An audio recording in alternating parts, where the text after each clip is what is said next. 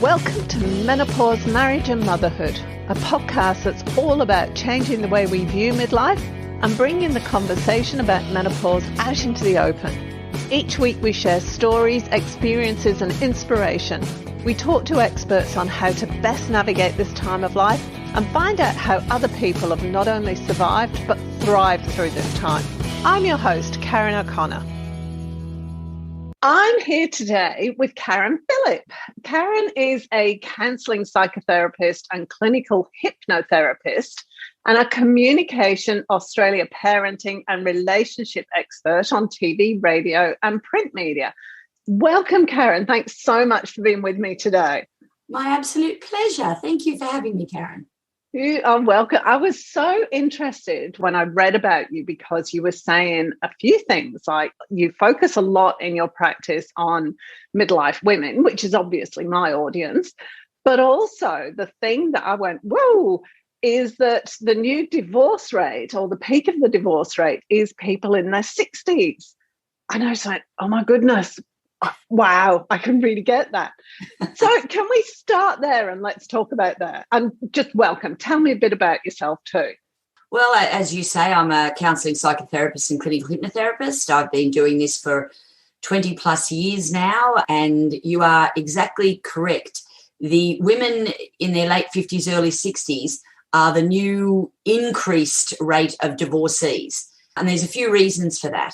Years ago, women would feel that they needed a partner or a male in their life to support them financially. It was their responsibility to look after the male, look after their home, provide the environment for their children and then their grandchildren and so on and so forth.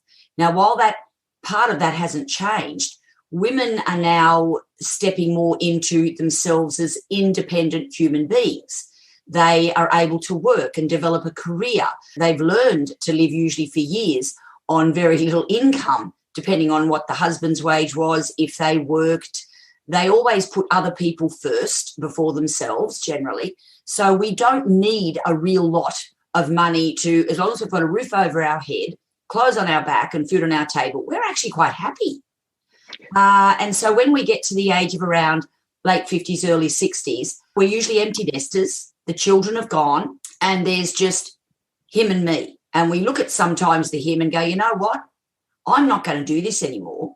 I'm not going to tolerate some of the words or behaviours or actions. I'm not going to be treated like a second-class citizen or in a way that I don't deserve. So I'm now going to step away because I am an independent, strong woman. And this generation of the late 50s, early 60s women, which we are in, is basically the first time in history that women have been able to do that and feel confident to do that and feel empowered enough to do that, which I think is awesome. And it sort of puts their male counterparts on notice a little bit too, I think, which is good. It's interesting, isn't it? So where does this come from? Is this like a mixture? As I'm listening to it, I'm having my own opinion about this here. Is this a mixture of the guys who are entrenched in, well, this is the way it's always been, and I'm just going along happily and I'm okay, and I hate to generalize, but the tendency to not necessarily be empathetic in the older male generation, little bit more difficulty to get into other people's worlds and understand other people's point of views. How much of it is that and how much of it is the women going, okay, like that? It's actually just what you said. It's really a combination of the two. The men in their late 50s, early 60s, remember who they were raised by. Parents that are now probably 80 or even 90 years old. And they were raised in a generation where the women were basically the slaves. They did everything. They didn't have a brain. They didn't have rights. They were just the slave to the family. They were there to procreate and to serve, and yeah, that's pretty much it. And so these men, the men in their 50s and 60s, were often, not all, but the majority, were raised with that belief.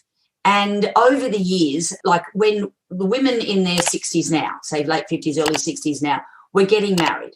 That is still how it was believed, that the women were lucky to find a man, and a man thinks I'm worthy to marry and to look after me, and so on and so forth.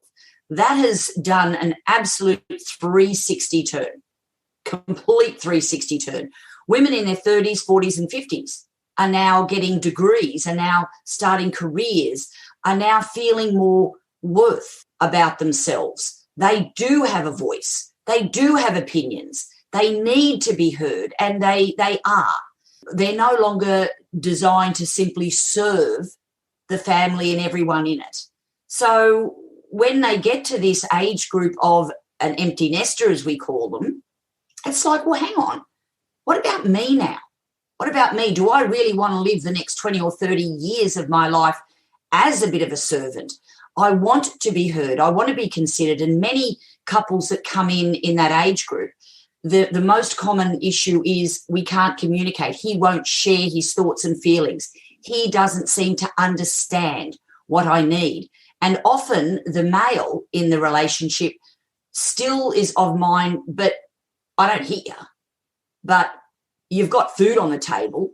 I earn an income. What's your problem? Why are you complaining? And I had one not too long ago, whereas he wanted to travel in a caravan when they retired. And she's going, but sweetheart, and this was before COVID, clearly, but I want to get on a plane. I want to go see other countries. I want to visit other cultures. Why? What's wrong with you? Isn't Australia good enough? I just want to travel around in a caravan. And so they were real loggerheads. And she's like, it's not that I don't want to do that, but that's not the only thing I want to do for the next 20 or 30 years. And he's like, what are you saying? You're not going to do what I want and what I'm telling you? Where's this coming from? And he was quite surprised that at this age, she was sort of, she had a voice. And what ended up happening is, just before COVID hit, by the way, so it was cancelled, but she said, well, you know what, sweetie, you go away. We're going to go as far as WA, then I'm jumping on a plane and I'm going to Bali. Always wanted to go to Bali. If you want to come, fine, but if not, I'm having 2 weeks in Bali and I'll pick you up in the van when I fly back. And it was like, good on you. That was fantastic. He wasn't happy. And then, of course, COVID hit, so everything stopped. But this is what is changing now. Women are becoming stronger. They've always been strong, but they're now feeling safe enough to act in a strong way, not just think it. So they're actually doing it now, which is awesome. What do you think has made the difference? Why do you think women now feel strong enough to do that? I think there's a few things that have come in. The Me Too movement was a big one when that happened a number of years ago. The fact that women are entitled to education now, whereas years ago when they were young, it was a bit sort of frowned upon. I remember my mum telling me when I was, and I'm in my early 60s, when mum told me when I was about 15 or 16, I wanted to go on. I wanted to study psychology or study law. That's what I really wanted to do. And she was like, sweetheart, don't be silly. All you're going to do is you're going to get married, stay at home and have children. What on earth are you thinking? So she really disagreed with me going on to do studies. So I left at the age of 16, left school. I got a job and I ended up getting married at the age of 20, as you do because you think you're old enough, had 3 children. I never stayed at home. I always worked. And it wasn't until I got probably into my 30s, late 30s, I'd left the husband and took the children, left the husband because it was a very unpleasant relationship, very narcissistic relationship, that I thought, you know what, now I'm going to start studying. Even though I'd wanted to during that first marriage, I was not allowed. I was not permitted. I actually started a law degree and I snuck around for a year. I would say I had to go into work to do something on the Saturday. I would fly into the city, get the law books from the library, drop them in at work. Then I'd say, oh, look, I've got these projects on at work. I need to go in early. So I would study. I would do my assignments. And I put my address down as my work address. But there was something in the paperwork that I had to put my home address. And at the end of the first year, I got my results, which were awesome, distinction passes, but they sent it to my home. He opened the mail and it's like, what are you doing? And it hit the fan and I couldn't return. I just could not return to the university. Same thing happened when I enrolled in another university course. I needed to do, it was 3 days I needed to attend. And at that stage I had a baby that was very young, and he just sort of said, take the baby with you. I'm not looking after him. It's like, it's your child. Nope. So I rang up the university and they said, look, sorry, you can't have a baby with you. You either come yourself or you don't come. So again, I had to drop out. So all of these sorts of things were happening to women in their, and I was in my 30s then, so it's only 30 years ago. But now it's very different. We've got a lot more availability for childcare. We can get nannies, which we couldn't do really back then. We've got financial support that we didn't really have then. Opportunities for education. We've got a voice. We've got other women that are now strong enough and confident enough to speak out, to support and to help. There's refuges that are set up for women escaping some of these horrific marriages and relationships, whereas they really didn't exist years ago. So we're in a very different place, and women are now taking their position as a valued human being. And that really wasn't the case a number of decades ago, was it? Definitely not. I'm a lot luckier than you. I was having a conversation with my dad, who is now 83, and he was raised during World War II. So he was raised in England by all his mum, his grandma, his aunties and everything. So he grew up with all these strong women. And then men came back from the war. And my dad, in his little 10-year-old head, went, no, this is not acceptable. So he raised me, and I've literally only just realised, he raised me to believe that it had nothing to do with gender. It's about your personal abilities. So I actually did a degree in construction in the 80s. I was one of 6 women in the UK doing that job at the time. But to me, it was nothing special. That's just the way it should be. And I've only just realised how fortunate I am, because I've raised my kids that way as well. I mean, it's a completely different generation, but it's got nothing to do with your gender. It's got everything to do with who you are as a person. Absolutely. So I'm so lucky. So when I hear stories like yours, I'm really flabbergasted. It's like, wow, that was so recent, and that happened to you, because to me that's Victorian times. And I was very normal, raised in a very normal way. I was, like my dad was an interstate truck driver, so he wasn't around a real lot. But he would, when he came home, like a lot of the males, they would check the mileage on the car. Where have you been? What have you been doing? It was, they owned. It was different. It wasn't that they were married to the woman. They owned them. They were their possession in many cases. And Dad wasn't a bad or an evil man at all. He was fine. But it was just a generational thing. And yes, I was in the first marriage, 18, 20 years old. Of course, you think you know what you're doing, but you don't. And I raised my children specifically to be very independent. All of the children learned to cook, to clean, to vacuum, to fold the clothes, to hang up the washing. It didn't matter if they were male or female. I've got 1 female and 2 male children. They're amazing, absolutely amazing. They're all equal in their relationships with their partners. All got wonderful relationships with their partners. You're very successful, independent, all educated. Great. It's great. Yeah. So just because we experience something doesn't mean that we're going to raise our children to be the same. But I think the difference is we learned over the last 30 odd years. I got, luckily I was fairly smart. So I got some great jobs, sort of being in charge of various things, corporate work and so on. So I was able to develop that confidence in myself, and I worked in often male domains, and I was often the only female with a group of engineers and with groups of people that the male hierarchy, basically, 30, 40 years ago.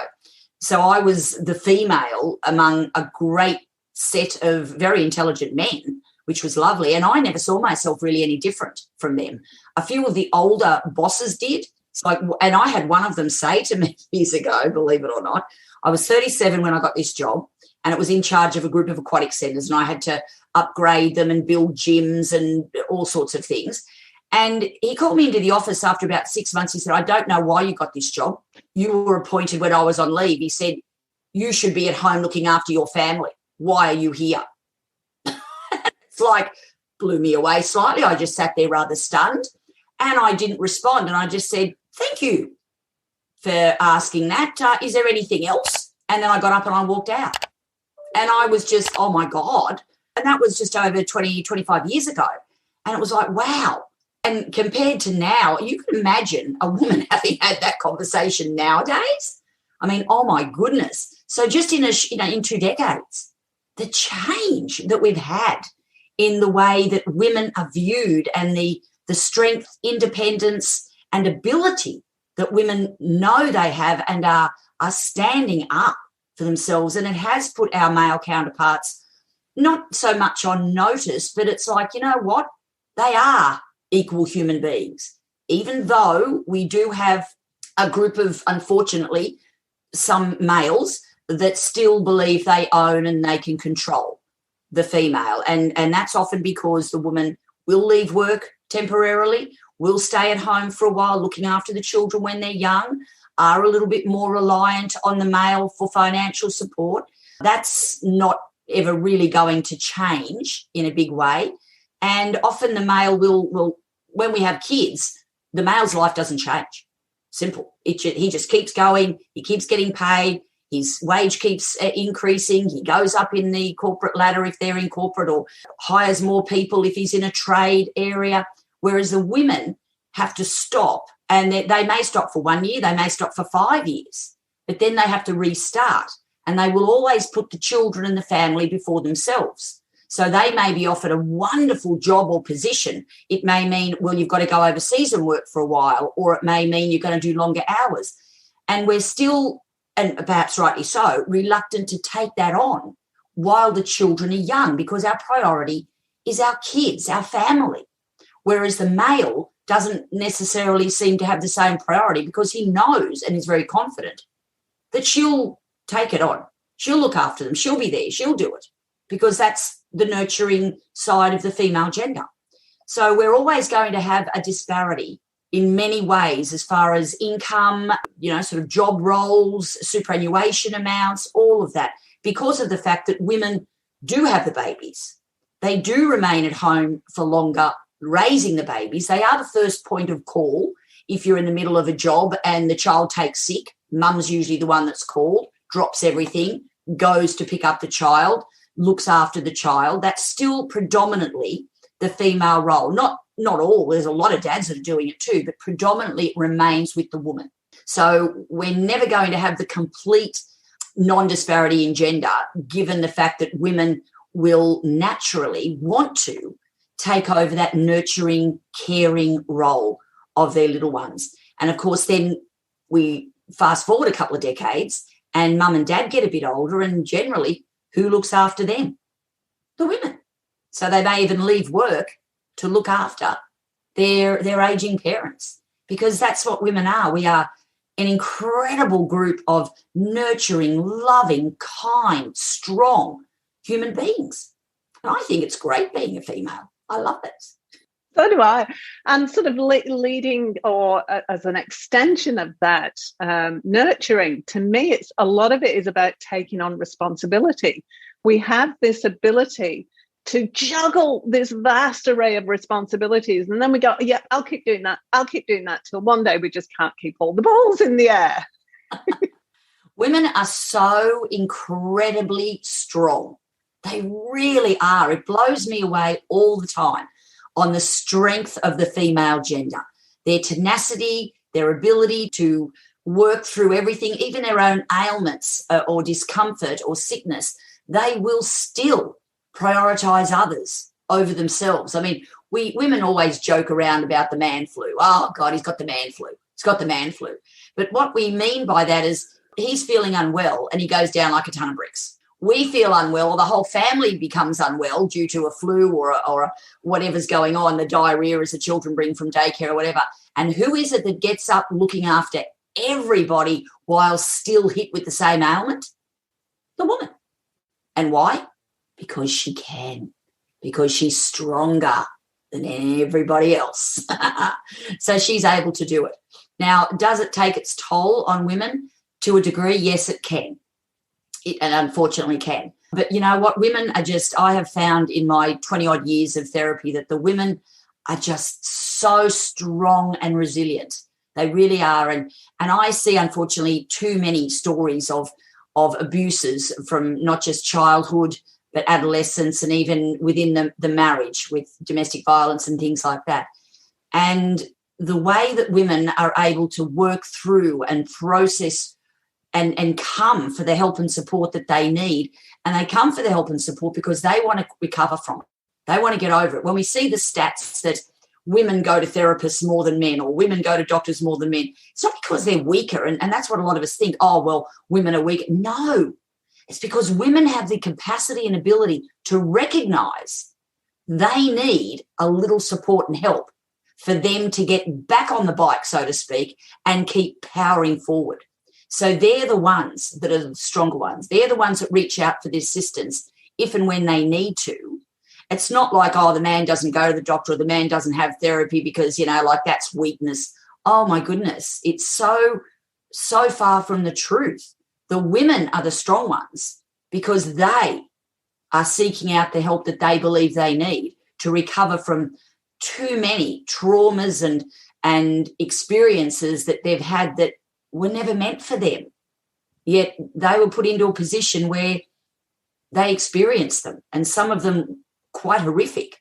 Yet I get women that come through with some of these stories and I sit there in awe of them and wonder how you get up every day. How do you keep managing to go through life and walk through life after these absolutely horrific stories that you have lived through? Yet they're sitting there after support and help because they're so strong. They're so strong. It blows me away. It really does. And I do a lot of clinical hypnotherapy, which is great. And that helps the person to recover and put away their past traumas and experiences so much faster than what we refer to as counselling and psychology's talk therapy. And women are very proactive on using clinical hypnotherapy. Men are really starting to come to it as well. They often will arrive in your office to quit smoking. I want to quit smoking. And hypnotherapy, I know that works really quickly for that, instantly. Yep. And then after they experience it, it's like, oh, I wonder what else it can do. And, well, I've got this issue. Okay, we can get rid of that. Oh, I've got this fear or phobia. It might be flying. It could be currently it's needles, things like that. So, get rid of that within half an hour. That's easy. And it's like, oh, my God, I've struggled with this all my life. I've never told anybody. I've just avoided blood test or this or that because I've been too damn scared of a needle. And you got rid of it in 20 minutes. Like, what the hell? And it's like, yeah, it's great, isn't it? Whereas women will come earlier to manage issues that they may have, such as that. I get women often through that have got wisdom teeth issues, or they're now pregnant and they need blood tests and they might have a phobia of needles. So they'll come very quickly and say, is there anything we can do to get rid of that? Oh, yeah, gosh, half an hour, that'll be gone. And it is. So women, I'm not saying women are smarter than men, but women have more sense, I guess you could say, in many ways than our male counterparts. And they recognise that, you know what, this is an issue for me, or this is not working right for me. I am going to track down what help I can get, and I'm going to do something about it. I'm not going to battle on regardless, because you're not battling on regardless. You're burying your head in the sand and hoping the hell it goes away, and it doesn't. Women don't do that. Women get on the bike and they go, right, I need to do something. I'm going to take action and I'm going to do it. And that's what I love about the women. So if somebody's coming to you, like in our age group, or as they're getting towards empty nesters, for example, and they're going through, speaking of my own experiences here, they're going through that existential crisis. What is this all about? Because I had 4 kids and I'd stayed at home for a long time to bring up 4 kids. And it was like, oh, now what? Seriously, now what? What kind of stuff does the hypnotherapy do? What do you cover in that?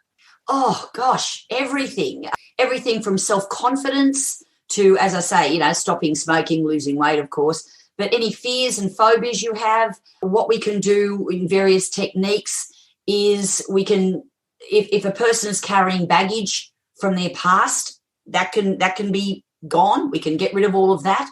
If they've had trauma or abuse through their childhood, We can use, it's not just directly hypnosis, but there are other techniques that we use within that modality of very quickly getting to where it came from. And a lot of people think a lot come in and they've got these issues or traumas or abuse or experiences that they've had, both male and female, a lot more males coming through now. And as an example for a male, I had a gentleman in a few weeks ago, and he had like a childhood issue, and he was around 7 or 8. I'd have to look at the notes, 7 or 8 years old. And I said, okay, I asked him a few questions. Yeah, that I know that's where it started. That's how old I was. Really? Okay, let's just see. So I just asked him to close his eye, relax him down a little, and I did a bit of a timeline, and I went back to that 8 years old and 7 years old, and I said, and let's go a little bit further than that and a bit further, and the way that you say it, that the mind is able to actively do what you're guiding it to do until the age, and what about when you were 3 years old? And then all of a sudden he spoke and he said, I'm a baby and I'm wrapped in my mum's arms and I'm a baby. Oh, my God. And he's got his eyes closed. He's, oh, my God, that's when it started. And he started to cry, like sob. He's got, oh, my God, I had no idea. And I settled him down and just relaxed him again. And then we took him, we did the modality, what we do, and we took him to a safe place, and his adult self came and supported him, and we worked through all of the issues that he went through. But he had no idea that it came from an age that he was that little and young, because consciously we don't know. Our conscious mind only goes back to the age of around about 6 when we're adults. So we can't really remember. We might have a still snapshot of something in our mind, but we don't have any videos or real active memories over the age of 6. So many issues will come from younger age. And then, look, some people go right back into a previous life, and that is really interesting. They'll go back to, and I had a woman a few weeks ago that said, no, it was 22. That's when it started. The first marriage, it was a DV, and then the second one was as well, and she said it was 22. And what I did is I took her back, just asked her to close her eyes again, took her back, and she was 5. And then we thought, okay, 5 years old. And then I said, is there anything before that? Yes. And we went back further and further, and she said, I'm a little girl, but it's not in this life. It's a previous life. And it was during the war. And she described where she was standing on the end of a pier, and her father had been killed. He was an Air Force pilot, and he was killed. And then her grandmother had just told her, because her mum worked in a factory, the factory was bombed, or she can't remember if it was bombed or it was on fire or something, and her mother was killed. And she said, I remember standing on a pier, on a dock, and I had no mum and I had no dad, and I was distressed and I was crying. And this was part of the issue that brought her in, this distress that she continued to feel. And she couldn't feel this happiness and this elation when she believed she should have felt it. And she thought it was when she was 5 or 6 years old, 22 years old, because of her DV and the issues that she experienced then. But no. When she we did the therapy work that we needed to do. It took a little while. She came back and it was like, oh my God, what just happened? And she was so relaxed and comfortable and ignited and strong. It was almost like a different person was sitting in that chair, and amazing things can happen. That's a little unusual. We don't usually go back that far, but even to the age of 5, like another lady that she did go back to 5, and she was sitting on a porch and everything was grey, and mum and dad were yelling and fighting, and dad ended up walking out of the house saying, that's it, I'm done with you and your mother, and left. And that was it. Anyway, we did the therapy session, or we call the NLP session with her, and then we brought her back to that event, and she just sat there and her body language changed and her posture changed. She said, it's green. Everything is green. The house is a beige colour, and I'm in a yellow daisy dress, and the grass is green, and everything had changed. There was colour in her world and her life, and we can do that. Those sorts of things can happen just in one session. It's amazing how quickly we put it down as hypnotherapy, but it's not what you think. People close your eyes, you sort of relax, you almost go into a somnambulistic state of being asleep. It's not like that. There's so much more to it than just that. It's fascinating. And you said earlier before we started, Karen, like, gee, how do you take on people's, how do you listen to people's problems all the time? And that is how, because you've got the tools in your toolkit, so many tools, because I've done this for a long time, to have those responses from people. And that is just so empowering as a therapist to be able to have that and to see the changes in people's face, people's lives, people's words, people's posture, the smile on their face. I had one lady that after we did a session, she kept putting her hands to her face. And I said, are you okay? And she said, I'm smiling. She said, seriously, I can't remember the last time I felt this. And she was feeling the face and asked me for a mirror because she hadn't seen her face smile for, like she said, decades, years and years. And she was beaming, absolutely beaming. So that's why I do what I do. I don't know where to go now because that's kind of summed everything up so well. I'm like, oh, okay. If somebody, because the other thing that was really present for me when I was going through that period of the kids leaving home is I know, I can stay, I'm really good at organising. I've got 4 kids, get all of them to school on time and, get everything. I can organise an army, right? Yes. But that doesn't translate into skills that the outside world values. Yes. How do we bridge that gap? Look, it's very difficult. I would suggest you work for a female because they're the ones that know exactly what you're talking about and they know the skill set. I occasionally, and I used to years ago when I was in the corporate field, I would help people write their resumes, to colour their resumes, and women would say, but I haven't done anything. I'm going, really? You've raised, Karen, you've raised 4 children. What about time management? What about organisational skills? What about stock control? What about these? And they go, oh, so we would word it in such a way that over these last, 10, 15 years, I have managed, and I refer to the home as a business. You are running a small business. I have run a home business. If they ask you what it was, say anything, just say, distribution. I've run a distribution business. That's all they need to know, and they really don't care to ask a great deal more. It's like, yes, I managed stock control and I had staff. Okay, they may have been your children unpaid, but that's not the issue. I had staff and I managed a range of different personalities. I had very clear job descriptions for each of them to do. You did have the thing on the fridge and you ticked off their jobs when they did them, clearly. You had the reward system for payments. You had stock control, so you needed to make sure that there was everything available for the business to work. So we can adjust our resumes for women getting back into the workforce in very colourful, accurate ways that any employer would love to have you working there. But if women put themselves down a lot, oh, I'm just a stay-at-home mum.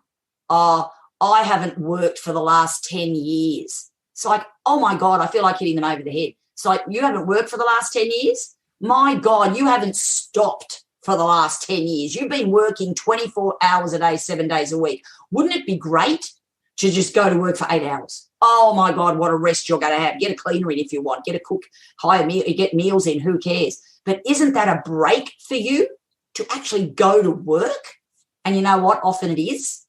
When our children are little, however, we're doing the full-time work and often most of the home duties. So this is where I work with couples to distribute the home business duties a little bit clearer. And it is, we are running a home business.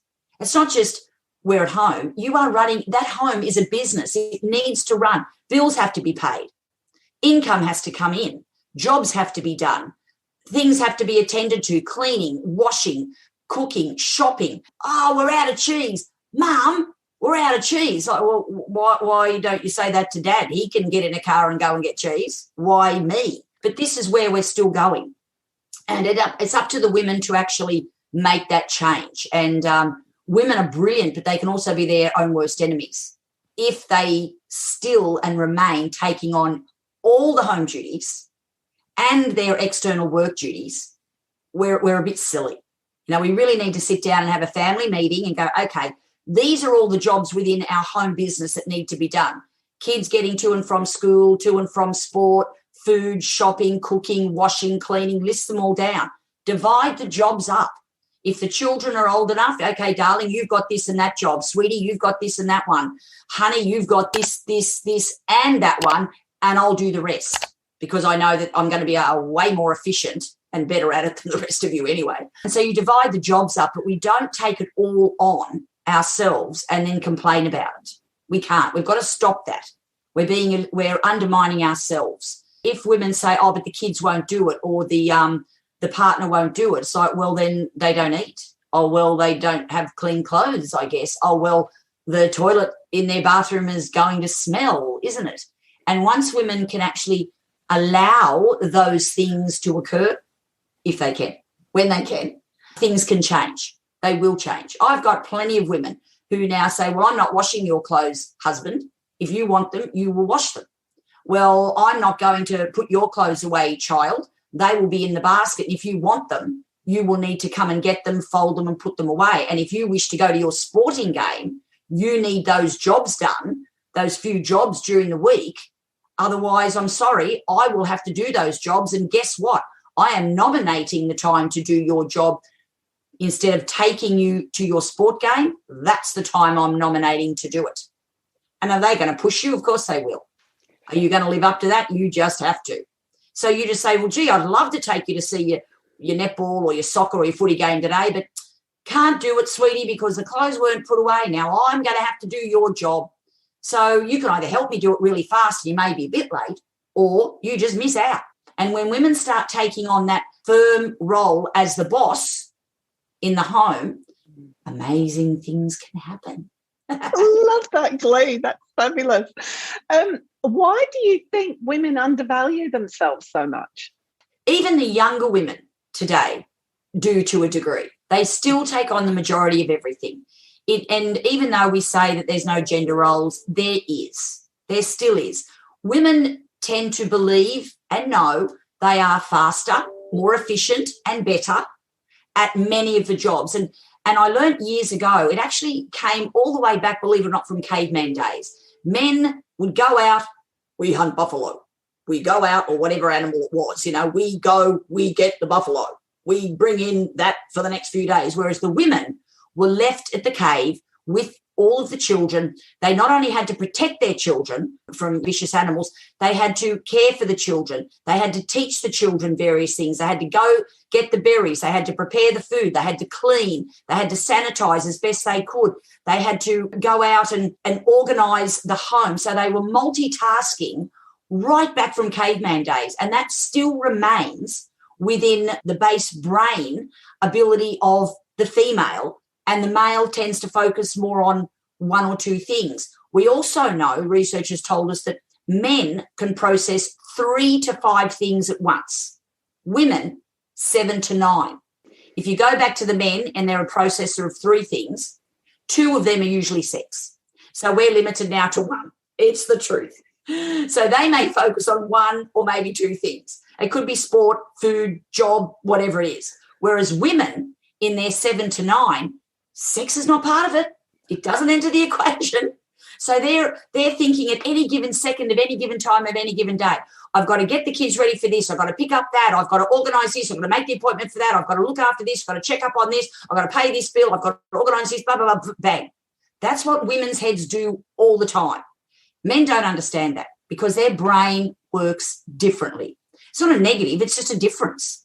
That's all. So when women talk to their male partners about, I want this done, I've got to get that done, men are lost. They're stuck on the first thing she said.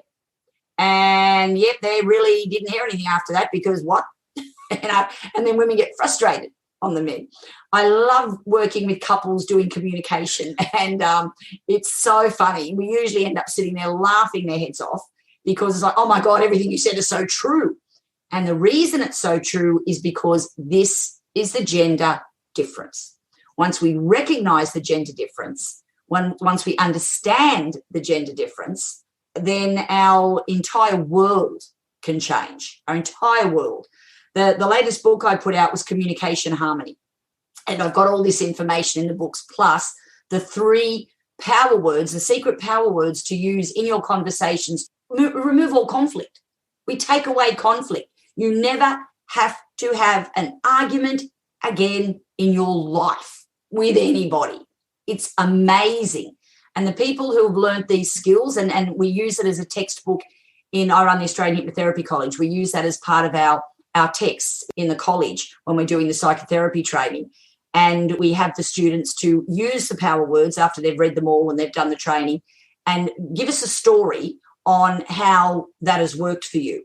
And the stories are coming in from, some of them are teachers. They're doing the hypnotherapy and psychotherapy training because they want a career change. A lot of them in their own home with their own. I had one who's this gentleman had a 21-year-old son. Didn't work, lazy, wouldn't get out, played games on his game thing, you know what they do. And it was like, oh, my God, okay, they argued all the time. So he put the power words into play and he wrote it all down, transcribed it all. And at the end of the conversation that they had, which was a nice conversation, the child agreed that he really did need to get a job, but he wasn't going to get one because his dad was telling him to. Dad was able to word it in such a way that we make it their decision and their idea, even though it wasn't. I spoke to him about 3 weeks later when we went back into the college situation, and he said, and I'm just letting you know, my son got a job. 21, first job in his life, and he is loving it. And he said, oh, my God, if I hadn't learned those skills in that book, he said, we would still be at loggerheads with each other. He said, no one's getting to the stage that I really didn't like my kid. I really didn't like him. It's like, I picked that up, So we can make one change, one different choice that we can make in our life can put our life on a different path. That applies to all of us all the time. It really does. Just one different choice can send our life into a different direction. Thank you so much, Karen. This has been brilliant. All of your information, by the way, will be on the webpage that goes with the podcast, so you can connect with Karen there if you want to. It's been really great. I've had a really good time. I could keep going, but thank you. It's been lovely speaking with you, and I love your podcast. I love what you do, and how you sort of really give your listeners so much variety of information and entertainment, which is just such a credit to you. And you do it because you can, because you're a woman and you're strong and you're intelligent and you're powerful. Absolutely. And you know what? We really are. We need to recognize that a little bit greater than what we do now.